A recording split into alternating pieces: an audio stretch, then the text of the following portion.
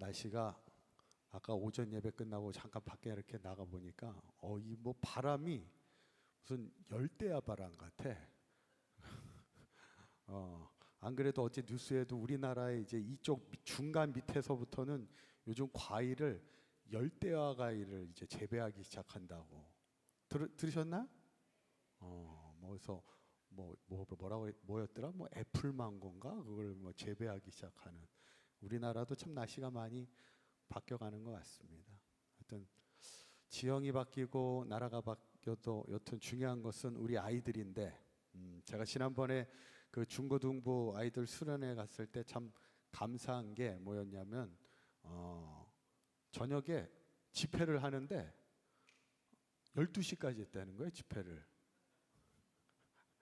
난 왜 애들이 이렇게 힘들어하나 그랬더니 이유가 있었어. 첫날은 11시에 끝났고 둘째 날은 12시에 끝났대. 어쩐지 애들이 얼굴이 막 이렇게 좀 하긴 했었어요. 막 그랬더니 그 이유가 다 있었어. 7시 반에 찬양이 시작되고 아마 이제 설교는 한 9시면 끝난 것 같아. 그리고 나서부터 이제 기도회가 시작되는 거야. 11시, 12시까지.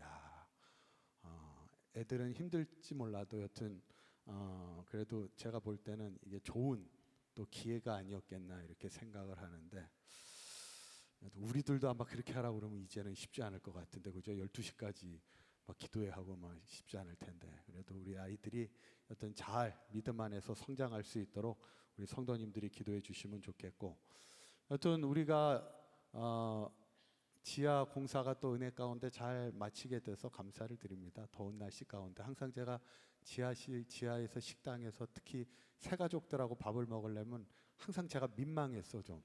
왜냐하면 새가족 앉아있는, 꼭 불이 나가도 고기가 불이 나가. 새가족들 앉아있는 거기가 어둠 속에서 식사를 같이 하니까 참 담임 목사로서 얼마나 좀 민망합니까. 그랬는데 여튼 가서 보시면 아시겠지만 이제 깨끗하고 아주 환하게, 이제 오늘 이따 청소만 더 확실하게 하시면 더 깨끗해질 거니까 이따 예배 끝나고 많은 분들이 함께 또 깨끗하게 청소하는 일에 동참해 주시면 좋을 것 같아요. 우리가 지난 시간에 이스라엘 땅은 어떤 땅이었어요? 젖과 꿀이 흐르는 땅입니다. 풍요로운 땅이에요? 그렇지는 않아요. 아주 덥고 어려운 땅이었습니다. 농사가 제대로 되지 않는 그런 땅이었음에도 그 땅을 아름다운 땅이라 얘기하는 거예요. 이유는 하나죠. 하나님이 약속으로 주신 땅이고 은혜로 주신 땅이니까 그 땅을 아름다운 땅임을 고백하며 살아가는 건데, 저는 바라기는 우리 사강교회 모든 성도님들도 하나님이 우리에게 주신 가정, 하나님이 우리에게 주신 이 교회가 아름다운 땅임을 늘 고백하며 살아갈 수 있기를 간절히 축원합니다. 오늘은 이제 이스라엘의 지형에 대한 말씀을 좀 함께 나누며 은혜를 나누고자 합니다. 이스라엘의 지형을 보면 우리나라의 지형과 좀 비슷합니다. 우리나라랑 좀 비슷하게 생겼어요, 이스라엘이. 일단 첫째, 산지가 많아요. 이스라엘도 평야보다는 산지가 많고, 우리나라도 우리 옛날에 국어 시간에 배웠잖아요. 우리나라 국토의 몇 프로가 산지예요? 그렇게 잘하세요? 어디서 가르치다 오신 분 같아. 우리나라도 70%가 산지입니다.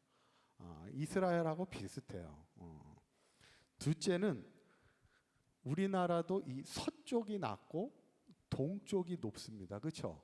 그래서 우리가 이제 동해로 휴가 이렇게 놀러 가면은 지금이야 뭐 터널 확 가면 얼마나 좋아요. 얼마나 편해. 옛날에는 꼭 넘어가야 되잖아. 이 대관령을 넘어가야 되고 한계령을 넘어가야 되고, 참 넘어가려면 그 꼬불꼬불 해가지고 넘어가다 보면 막 귀도 아프지요. 막 멀미하지 막. 그랬죠? 안 그러셨나요? 저는 그때 넘어갈 때마다 그때가 힘들었어. 근데 지금은 뭐 이 터널이 뚫려가지고 참 좋은 세상에 살아가고. 청년들은 알아요? 그거 넘어가는 거? 둘이 또 세대 차이가 느끼는구나. 이쪽은 안다 그러고 이쪽은 모른다 그러고. 그러게. 옛날에 이 이스라엘도 서쪽이 낮고 동쪽이 높습니다. 그래서 한번 지도를 보시죠. 이스라엘의 지도를 약간 그림으로 그린 건데, 이 이스라엘이 왼쪽은 평평해. 그리고 오른쪽이 산으로 울룩불룩 이렇게 되어 있는 게 이제 이스라엘 지형의 특징인데, 요거를 오늘 잠깐 함께 말씀을 나누며 은혜를 나누고자 합니다. 첫 번째는 서쪽은 어떤 지역이에요? 평야 지역입니다. 평야 지역. 이스라엘은 평야 지역이 있어요. 대표적으로 이 서쪽 해안가를 끼고 대표적인 평야가 세 개가 있어요. 한번 지도를 한번 보시면, 저는 안 보이네. 여러분들은 보이시나요? 왼쪽에 평야 이름이 보여요? 안 보여요? 확대가 가능해요? 확대. 불가능하대요. 제가 얘기해 드릴게요. 확대됐어. 왼쪽 맨 밑에 보이세요? 무슨 광야라고? 눈 좋으시네. 제가 볼 땐 1.5 이상 돼야 이게 보일 것 같긴 해. 왼쪽이 블레셋 평야라고 돼 있어요. 그죠? 보이시죠 이제? 블레셋, 왜 블레셋 평야예요? 여기가 이제 블레셋이 주둔하여 먼저, 그러니까 블레셋이 좋은 땅은 자기네가 먼저 살고 있는 땅이에요. 이 블레셋 평야. 그 중간 위에 올라가시면 무슨 평야예요? 김영범 장로님이 눈이 제일 좋으시구나. 여기 그 위에가 샤론 평야예요. 샤론. 우리 찬양 중에 샤론의 꽃 예수 막 나오잖아요. 이 샤론 땅, 여기 이제 꽃이 있고 평야. 여기가 이제 농사를 지을 수 있는 푸르른 땅이에요. 그 위, 사진을 그 위로 올려주시죠. 위로, 샤론 평야 위로. 안 올라가나요? 올라갔어. 이제 갈멜산을 요 꼭지점이 갈멜산이에요. 중간에. 그리고 그 위에 보면 또 맨 끝에, 위에 끝에 걸려있는 평야 이름이 있죠. 뭐라고 나와요? 페니키아 평야라고 그래요. 근데 이거를 우리는 보통 뭐라고 하냐면 아셀 평야라고 합니다. 그래서 이 왼쪽으로 이스라엘의 대표적인 평야 세 개가 쭉 이어져요. 맨 밑에가 뭐요?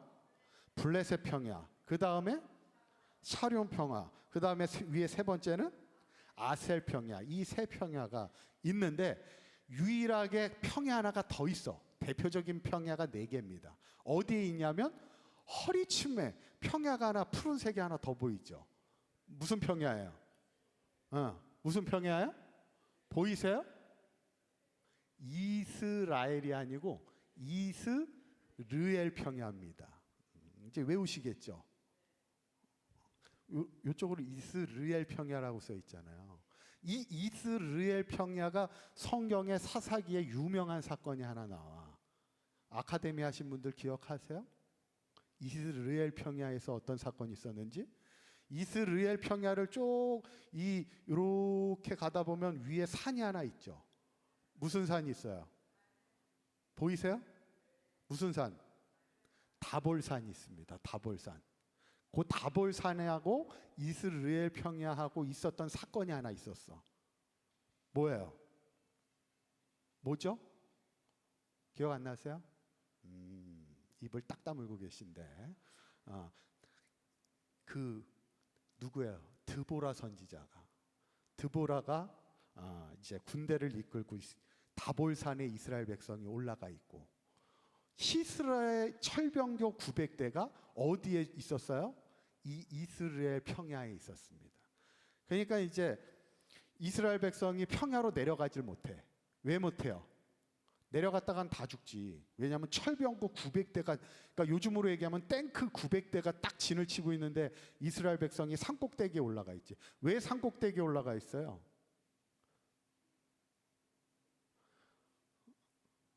탱크가 산은 못 올라가니까 도망가 있는 거야. 근데 하나님이 갑자기 내려가라고, 다볼산 밑으로 내려가서 싸워 이렇게 명령할 때 이스라엘 백성이요 진짜 목숨을 걸고 내려간 거예요. 그리고 이스라엘 그 평야에서 싸우러 내려가는데 어떤 일이 벌어지는 거예요? 갑자기 하늘에서 뭐가 내려요? 비가 내리기 시작, 폭우가 쏟아지기 시작하면서 이스라엘 평야가 완전히 흙탕물, 진흙탕이 되는 거예요. 그러면서 철병거 900대가 무용지물이 됩니다. 바퀴가 돌아가질 않아. 그러니까 어떻게 돼요? 그 군대들이 철병거려 버리고 도망가지. 그러면서 이스라엘이 크게 승리한 그 평야가 바로 없어졌구나. 이스르엘 평야입니다. 이렇게 이스라엘은 4개의 평야가 있습니다. 대체적으로 서쪽에 이제 평야들이 있는데, 한마디로 평야라는 것은 농사를 짓기 쉬운 그런 땅이 평야입니다. 자, 동쪽은 어떤 지역이냐면 이제 산악 지역입니다. 산들이 많아. 어떻게 보면 이스라엘 민족의 주된 신앙의 자리가 다 동쪽에 있어요. 한번 지도 한번 보여주시죠. 이거 아까 그 사진이잖아요. 그러면 보이실래나 모르겠어요. 좀 확대 가능해요? 확대. 그렇죠. 자, 저기 평야, 이스라엘 평야 밑으로가 이제 이스라엘의 주 신앙의 무대예요. 다볼산 밑에 길보아산이 있고, 길보아산 밑에 무슨 산이 있어요? 보이세요? 안 보이시는구나. 에발산과 그리심산이 있습니다. 이제 여기 이 루트가, 이 줄이 다 이제 이스라엘 백성들이 신앙으로 무장했던 자리들이에요. 에발산과 그리심산은 여호수아 시대 때 이스라엘 백성이 두 산에 나누어 올라가서 하나님의 말씀을 선포하며 하나님의 축복과 저주를 선포하면서 이제 우리가 하나님의 말씀에 순종하며 살겠습니다 고백했던 자리가 에발산과 그리심산. 그 밑에가 뭐가 있냐면 실로가 있습니다. 안 보이시죠? 여기는 지금 지도에는 다 표시되어 있는데 그 밑에 실로가 있어요. 실로는 뭐 한대요? 실로 하면 뭐 하는 곳이죠? 뭐가 있었던 곳이죠? 하나님의 성막이 있던 자리가 실로입니다. 그래서 제가 왜 부강교회 권사님 한 분 중에 이실로 권사님이 계세요. 기억 안 나시나요? 안 나시는구나. 옛날에 왜 그 들고양인가요? 그 옛날 가수 들고양이 맞죠? 들고양이와 뭔가요? 그냥 들고양인가? 그냥 들고양이. 유명한 노래가 뭐죠? 마음 약해서인가? 맞아요? 마음 약해서. 그 들고양이. 그게 3분으로 이루어졌죠. 그 중에 한 분이 부강교회에 있으세요. 그분이 이름을 바꿨어. 뭐라고 바꿨냐면 이실로로 바꿨어. 이실로 권사님. 이 실로가 뭐냐면 하나님의 성막이 있던 자리가 이 실로입니다. 여기 거기가. 그 밑에가 또 뭐냐면 베델. 베델은 누가 하나님을 만난 곳이에요? 야곱이 하나님을 만난 곳이 베델입니다. 그 밑에 예루살렘이 있고, 그 밑에 또 뭐가 있냐면 헤브론이 있습니다. 헤브론 하면 누가 떠올라요? 이 산지를 내게 주소서. 갈렙입니다. 담대하게 비록 그곳에 안악자손이 있을지라도 하나님이 나와 함께 하시면 내가 능히 그 산지를 정복할 겁니다. 그게 다 이 산악 지역을 중심으로 그들이 하나님을 예배하고 믿음으로 살았던 그 자리가 다 산악 지역. 그러니까 제대로 성지순례를 가면 이 산악 지역을 다 움직여야 돼요, 사실은 우리가. 그래서 사실 쉽지가 않지만 여튼 우리가 보기에는 그렇게 좋은 땅은 아니었어. 이스라엘 백성들이 살고 신앙으로 누려왔던 자리는 비록 비옥한 평야보다는 산악 지역이었지만 그들이 그곳에서 하나님을 예배하며 찬양했던 곳, 그곳이 아름다운 땅이었음을 보게 되죠. 마지막 이제 동쪽 끝에 오른쪽은 무슨 지역이라고 하냐면 골짜기 지역이라고 합니다. 한번 사진을 다시 한번 보여주시면, 아까 보여드렸던 그 사진을 잘 보시면 골짜기가 보이세요? 보이세요? 안 보이시는구나. 이 오른쪽에 산악이 이게 쭉 그 산들이 엉덩청청청 있잖아요. 그 밑에 오른쪽으로 뭐가 있어요? 사해 바다가 보이죠? 요단강 보이세요? 갈릴리 호수 보이세요? 이게 안 보이는 분은 계속 안 보여. 잘 보면 보여. 근데 이게 뭐냐면 그 사이가 뭐냐면 골짜기입니다. 그러니까 다윗이 내가 사망의 음침한 골짜기로 다닐지라도 할 때 이 골짜기가 이쪽 지역이에요, 다. 왜냐하면 이게 왜 골짜기가 되냐면 예루살렘은요, 그 지형이 해발 700m입니다. 아무 감동이 없으신데 여튼 700m요? 그런데 예를 들어 갈릴리 호수는 해발 몇 미터일까요? 모르시겠죠? 제가 가르쳐 드릴게. 갈릴리 호수는 해발이 아니고 해저 200m예요. 그러니까 지평선에서 예루살렘은 700m 위에 있고 갈릴리 호수는 지평선에서 밑으로 200m 아래에 있는 거야. 그러니까 여기서부터 이 산악 지역으로부터 그 요단강이 있고 갈릴리 호수가 있는 데까지는 1km로 떨어지는 그 곳이 이제 골짜기로 이루어지는 겁니다. 그러니까 이스라엘이 대단한 게요, 물이 없잖아. 이쪽은 다 물이 없잖아요, 서쪽은. 그러니까 갈릴리 호수에서 사해바다 물은 끌어올 수가 없잖아요. 짜서 못 마시지. 그러니까 갈릴리 호수에서 물을 끌어올립니다.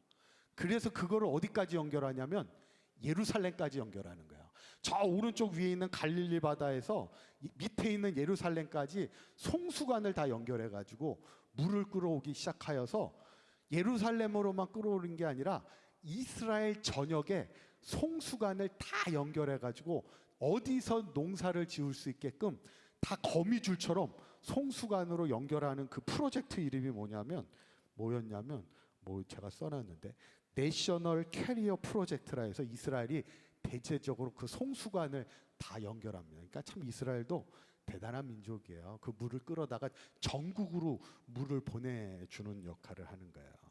자, 근데 골짜기 하면 가장 유명한 장소가 하나 있어요. 성경에서는 뭐가 나오냐면 엔게디라는 골짜기가 나와요.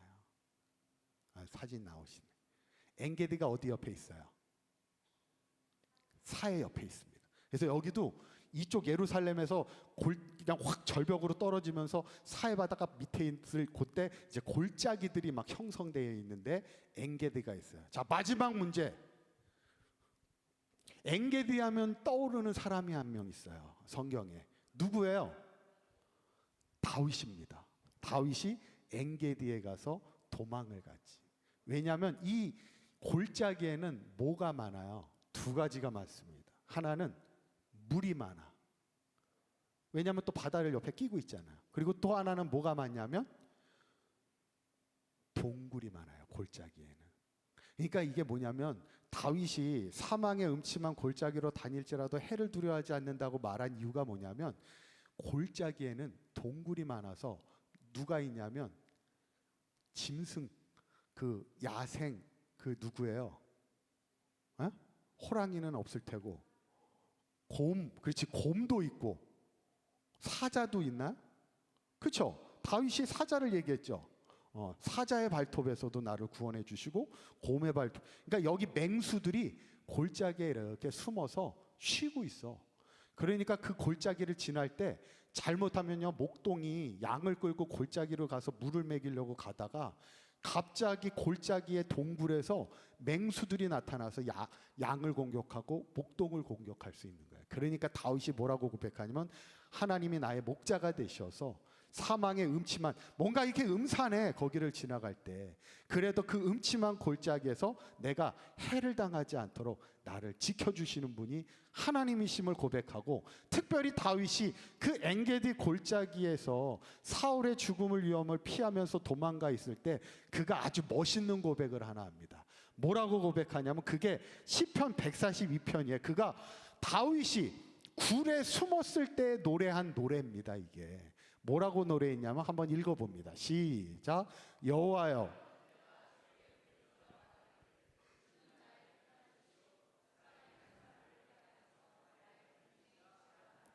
아멘. 여호와여, 내가 주께 부르짖어 말하기를 주는 나의 뭐라고요? 피난처 되신다는 거예요. 참 이게 아름다운 고백인 거예요. 지금 다윗은 사울의 죽음의 위험을 피해 도망가서 엔게디라는 어떤 동굴 안에 숨어 있는 거예요.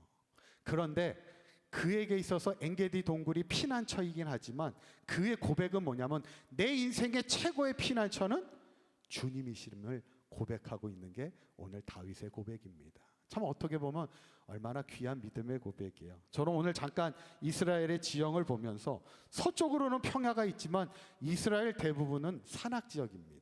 골짜기도 많고. 그런데 그들이 그곳에서 하나님을 예배하고 하나님을 만났던 신앙의 자리였음을 보게 되고, 특별히 오늘 다윗이 그 음침한 골짜기 속에서 어쩔 수 없이 피난해 와 있는 그 상황 속에서도 주님만이 나의 피난처 되심을 고백했던 그 신앙의 자리였음을 우리가 기억하면서 바라기는 우리 사강교회가 여러분들의 가정이 여러분이 서 있는 그곳이 늘 하나님을 예배하며 찬송하며 주님만이 나의 피난처 되심을 고백하는 믿음으로 살아가는 삶의 자리들이 될 수 있기를 주님의 이름으로 간절히 축원합니다. 기도하겠습니다.